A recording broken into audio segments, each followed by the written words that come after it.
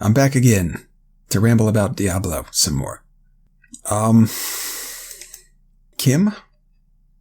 David Kim released this system design in Diablo 4 Part 1. Fucking essay? I don't know what you call it. So I'm going to respond to the topics that he's talking about. Itemization. He's basically saying that they're listening, and he doesn't say much about itemization. We're still working through all the feedback, ways to add greater variety to item affixes, meaningful choices, yeah. He said he's going to go in depth in a different post about itemization, so I'll skip this for now too. Elective mode in Diablo 4. He says, there's a misconception that D4 will lock skills to specific slots because of the BlizzCon demo user interface. Like many other things in the demo, the UI is not final, and we will support elective mode style skill selection. Skill selection and assignment will always be completely open for all players. Okay. The only reason they would need to support elective mode is that they're planning the default mode to be non-elective again, like it was in D3. Elective mode, by the way, means that you can put any of your skills anywhere you want on your skill bar, which was probably your default assumption about how hotkeys would work if you've never played D3, because that's how hotkeys work in just about every RPG. And calling this default way of doing hotkeys a mode, it just seems so backwards and out of touch, as if anybody actually likes having the way they hotkey their skills restricted by default. I think this is another example of the game being dumbed down for console, and I think it's a really bad decision. It demonstrates how out of touch they are with PC gamers. I think it was a bad idea in D3, and it removes something. As with a lot of the new age design ideas, for lack of a better term, their intentions are good, but they're missing something. There was something in the old way of doing it that had value, and whatever that was is getting lost in the update. I'll try to stumble through an explanation about what that thing might be. Think about an old RPG like World of Warcraft Classic, or Dungeons & Dragons, or Diablo 2. The player is given complete freedom about which skills to equip, and why, which actually introduces a big problem for the player, which is what combination of skill types should I bring, or equip, or get out of a spellbook that has more skills that I can use at any one time. So the problem that the player has to solve is one about versatility, and non-elective mode solves this problem for the player. It says this is the button for your AoE skill, this is the button for your single target skill, this is your big blow shit up cooldown, this is your self-buff thing, and this is a weak sort of I'm out of resources thing. All these different skill types have their own niche in combat. So by diversifying your skills, you're prepared for anything that happens. I think it's more fun to let the players solve that problem. If I get wrecked because I didn't bring a slow or an AoE, I want to have to open up my skill tree or my spellbook or whatever, and try to find a solution. Non-elective mode is the designer's attempt to make sure that I never encounter that problem, which I think has the undesirable effect of creating a game where nobody has to find the solution, and therefore nobody gets to enjoy the pleasure of having found the solution. While it's not really a big deal to go into options and change it to elective mode, it still solves the problem of diversifying skill types for the player.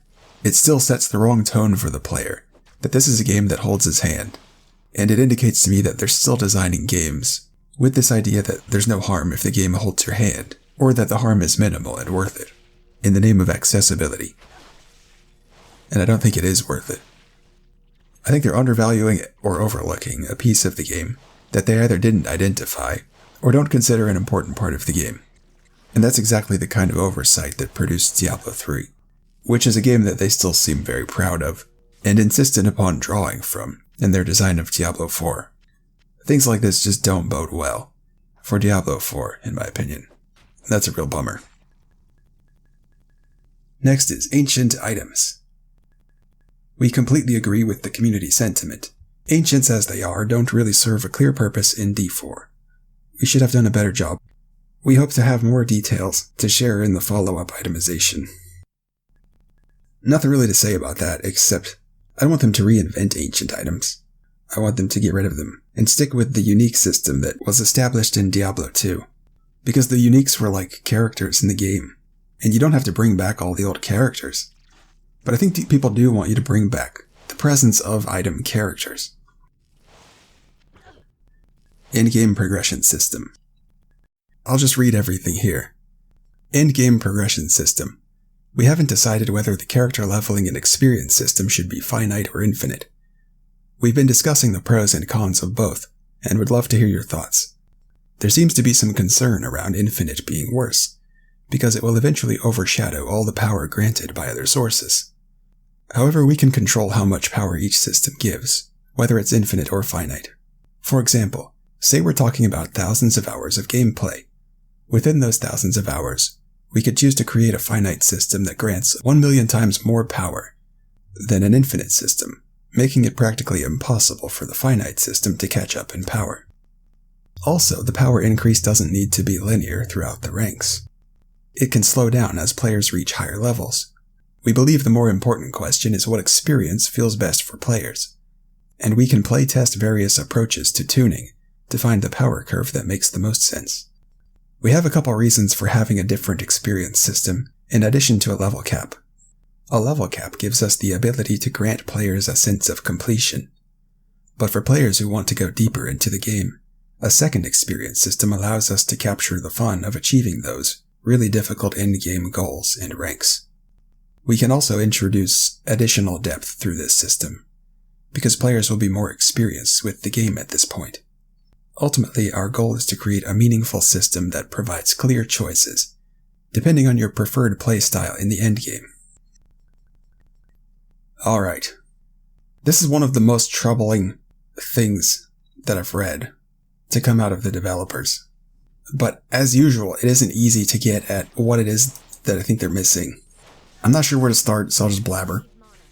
The first part says, to me, that he's describing Paragon levels, because they like Paragon levels. Let me find the quote. GameInformer.com. Alan Adam at BlizzCon 2019. Is the Paragon system coming back? That's a hallmark of Diablo. I have close to a level 600 Paragon Demon Hunter.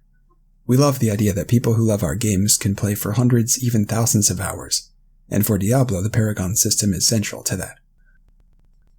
Okay, so that's really shitty to hear, because it shows me that he doesn't understand fundamentally what it was that motivated people to play for hundreds of thousands of hours in Diablo 2. He only understands what motivated people to play for hundreds of thousands of hours in Diablo 3, which was this sort of clicker phone game philosophy of, let's just make sure they always have something to do, let's make sure that they're rewarded for a 15-minute play session, and make sure that the player stays on a frequent reward system so that they keep getting small hits of dopamine or whatever. So the way the Paragon leveling system keeps people playing is by getting them addicted to mechanical rewards. And I think the way that Diablo 2 kept people playing was that it got people addicted to the prestige rewards. The people who went for level 99 didn't mostly do it for the power. We did it for the prestige. And the people who mostly pursued PvP weren't accruing power for power's sake. We were doing it for the prestige of winning at PvP. But if you were to ask me while I was playing, what is your motivation? Why are you playing? My answer wouldn't be that I'm doing it for the prestige of winning at PvP. My answer would be I need to get more powerful so that I can win at PvP. Right. The players are not generally self-aware of what's motivating them. At least not while they're playing. And with an endless progression system, like Paragon levels, I'm painfully aware that the thing that's motivating me is just a treadmill that's meant to keep me coming back to the game for as many hours as possible, regardless if those hours are socially meaningful or not. And it's just a hollow brain hack that you can do with a button and a pigeon. So if I were making a game like D4, my goal wouldn't be to try to get people addicted to any particular mechanical system, pressing the Skinner button over and over, because the next reward is always right over the hill. It would be to get people addicted to the other people, the social interactions that the game nurtures.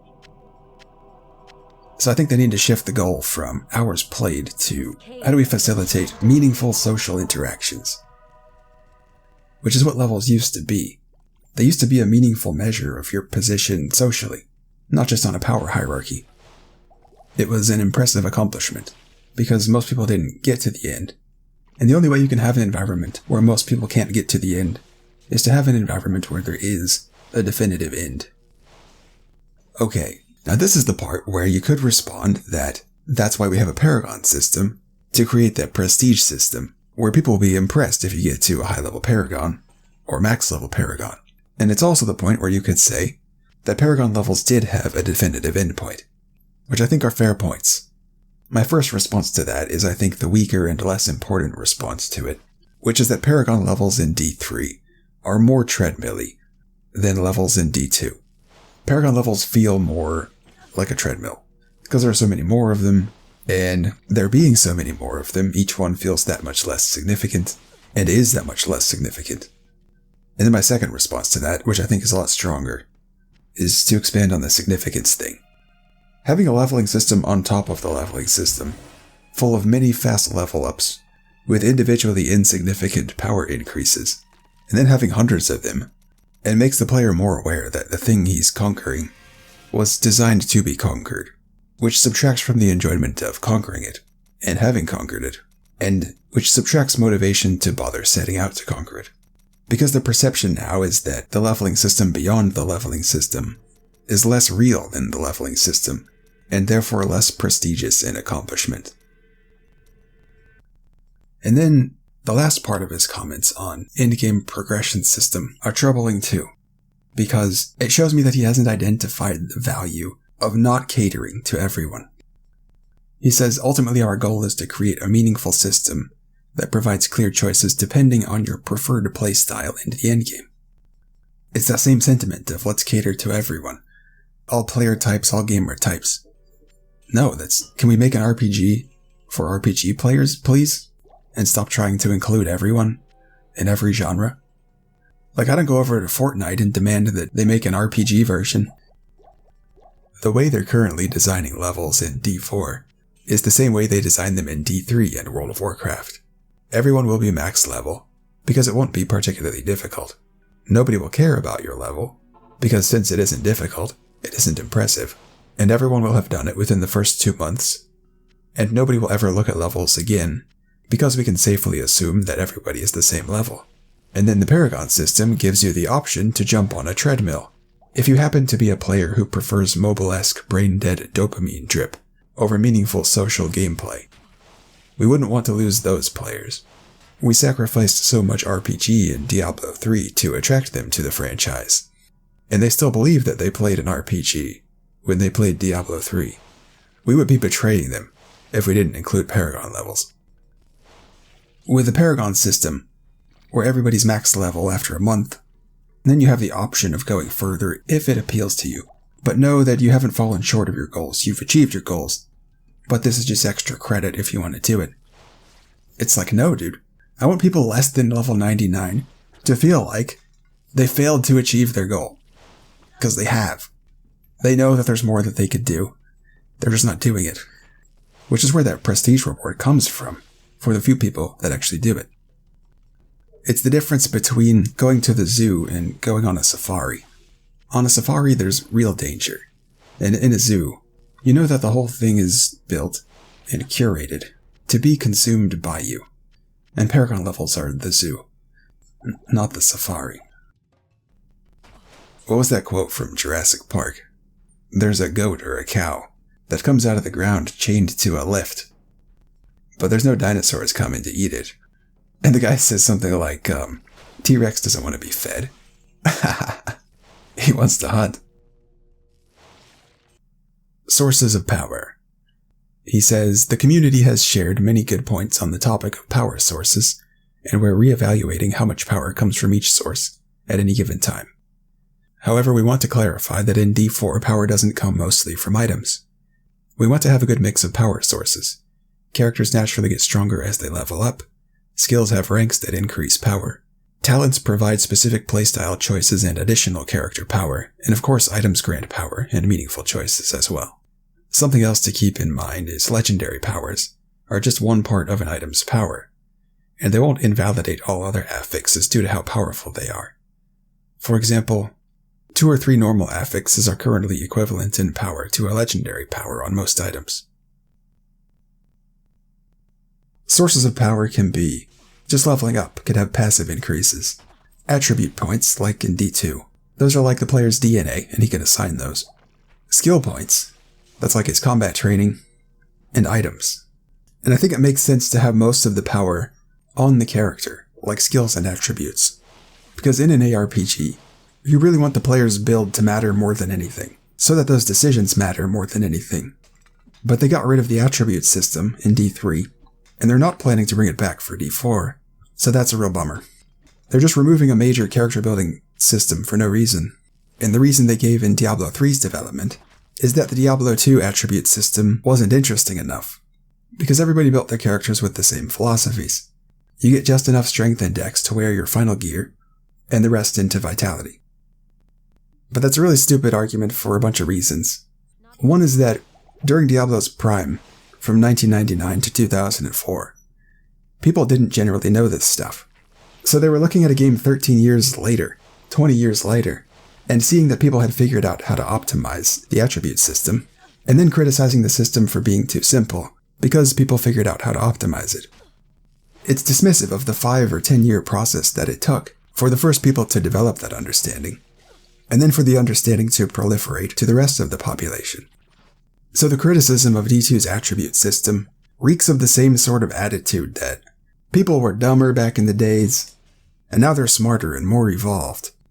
And their solution to the lack of complexity was to completely remove the system. It's like, that's not a solution. You just made the problem infinitely worse. There's no attribute system less complex than not having an attribute system. So people are just eating their own tail and calling that progress. And it's pretty bizarre. I think you don't want 90% of a character's power to be from his build, but definitely more than 50%. Like maybe 60 or 70, somewhere in there. So that way there's a big chunk of power in itemization that's still really important.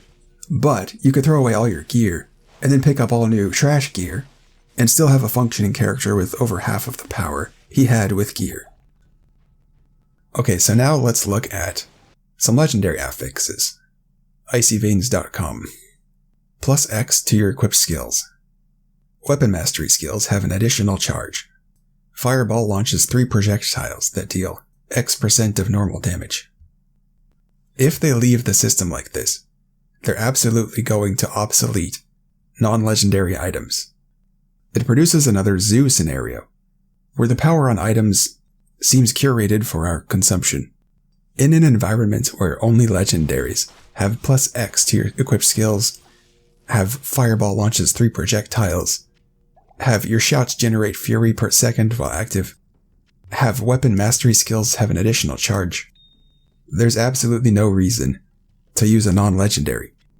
But if you make these attributes kinda random, across more rarities, but put slightly higher rolls on higher rarities, and put a slightly higher likelihood of higher rolls on higher rarities. I think maybe that's what it was in D2 that produced that itemization system that felt like the game was under little obligation to make sense to me. The rarities were just guidelines rather than hard, fast rules. That's the kind of system I think people are hoping for, because the rarity still serves its purpose as a rough indication of power. But you still have to look at the items and compare them, because it's completely possible that a lower rarity rolled a higher roll than a higher rarity. Beginning of edit. I just saw Llama's video, where he talks about an item rarity chart. Yes, this is exactly what I was trying and failing to convey. I didn't even know that this was going on beneath the surface. I just had a vague sense that there was more going on. But no, this is the higher resolution picture of what I was just trying to say. Every item rarity does something better than the others, and every item rarity also has its costs. Great chart, Mr. Llama. And I agree with his ideas behind his other chart too, except for that he drew it backwards. End of edit. And the crafting system in D2, the rune words, had a bit more nuance with this too, that made it pretty interesting. Because if I remember right, you could actually get socketed items that already had plus skills on them, and then put a rune word in it, and the rune word would retain those native attributes. And one more thing I wanted to say about item rarities in D2 is that each one was sort of like discovering a new part of the game. For example, the first blue item you find, probably in the Den of Evil, you go, what is this? Why is this one blue? And you find out, oh, it has a special effect on it. That's cool, blue items are better than white items. Then you find a yellow item, and you go, whoa, this is super powerful. This is even better than blue items. I didn't know there was something better than blue. And this keeps happening all the way up to unique, at which point you think you're done. But then even after you've been playing the game for a long time, it isn't likely that you've figured out what rune words are. So even deep into your career, you have another one of those moments that's like, I had no idea that there was this whole other class of items right under my nose, and those are white items and socketed items and rune word shells. So you have this funny awakening of like, how many 4-socketed flails have I passed up in all the time I've been playing? And then as your awareness of rune word shells grows, so does your awareness of all your past mistakes and missed opportunities. And the whole loop of kill shit and pick up loot just got revitalized because now you have a whole new class of things you're looking for. So that effect would be cool to see again. Which reminds me, I've seen Diablo 2's rune words criticized as a bad system because there was no way for the player to figure them out without looking them up online. But I think this is one reason that goes overlooked about why rune words were a good system, because they revitalized the core loop of the game late in the game. And I think underlying the criticism is the sentiment that the player needs to have perfect knowledge of the game in order to enjoy the game. And I think that's a dumb notion. It's perfectly fine and good for players to have things to discover and learn. And there's also the notion that a system is badly designed if you have to go online to optimize in it. I think that's a stupid notion too. That's what causes designers to dumb games down, because they're afraid that they're going to be criticized for making something too complex to understand at a glance. There's nothing wrong with going online to look up some in-depth game information.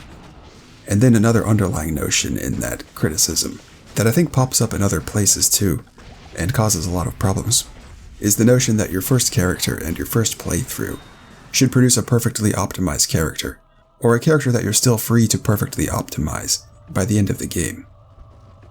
I think that idea sabotages RPG design, probably more than any other. Keyed dungeons. This is the last topic Kim talks about. A big question that's come up is exactly how keyed dungeons are different from rifts. Keyed dungeons introduce greater challenges as their tiers increase through dungeon affixes. The majority of dungeons are real places in the world, and players will know some information about them, including what types of monsters, events, and layouts to expect. With this information, as well as the specific dungeon affixes being displayed on the key, players will be able to strategize their approach before going into the dungeon.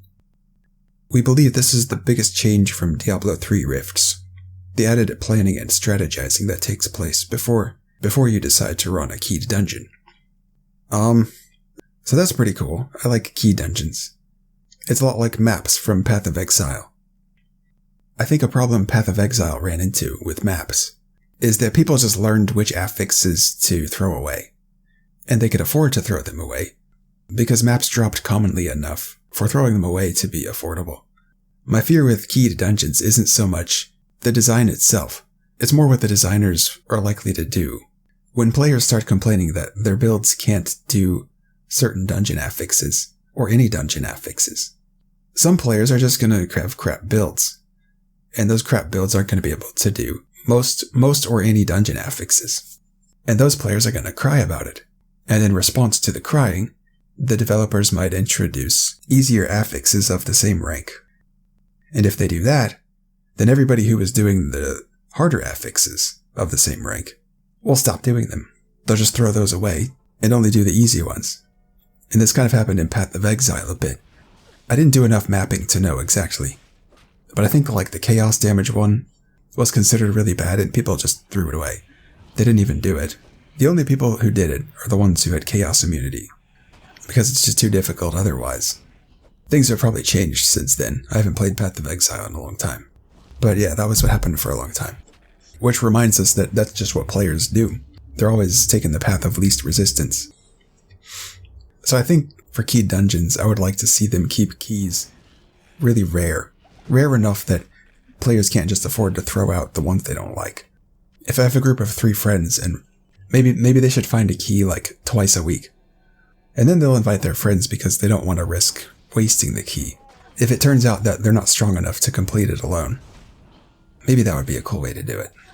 But I know a criticism against that is going to be, we want to do keyed dungeons constantly over and over, and if they're rare, then we can't do them over and over. We want endgame. And I understand the fear, but it's like, they don't realize that the endgame systems they're asking for are zoos rather than safaris. I think there's some misconceptions about what endgame is, and how you get it, and what makes a good endgame, and all this endgame related stuff. But it's really difficult to map what those misconceptions are. Put them into words, I mean. I may get around to it in another video. That's the end! That's the end! That's all the new D4 shit. That's my response to David Kim. We did it.